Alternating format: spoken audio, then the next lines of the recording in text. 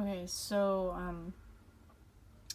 this is to show how you can use the drag and drop feature on a Google Slides assignment in Google Classroom.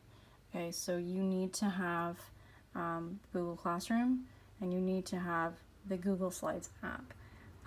You can still open slides in Google Classroom without this, but you cannot use the drag and drop feature if you don't have the app. So you need to download this app, it's free.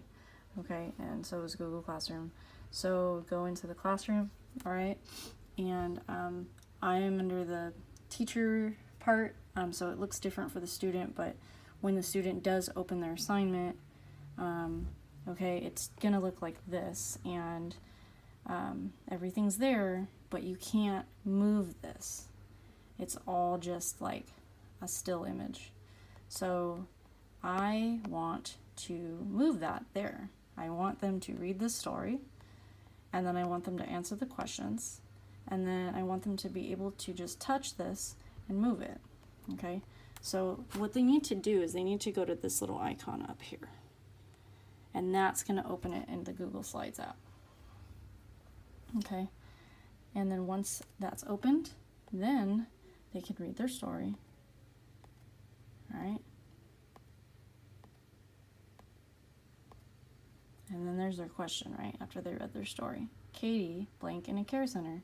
She lives. So they just touch it and they move it up.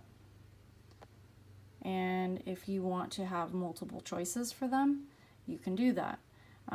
In this particular slide that I made, I only made one because I made this the most simplified version possible for students who need a very high level of support. So all they would need to do is just move it. That's it. Even if they can just participate by doing that is enough, because they're interacting and they're participating. Okay, so that's it. That's all they gotta do. Okay, obviously it looks different under the student, but once they've done that, they do have to go and turn it in. So that's where the parent or caregiver would need to help assist going back in and turning in the assignment. I did check it, and I verified a student did it, turned it in, and it did show up on my end that these were moved.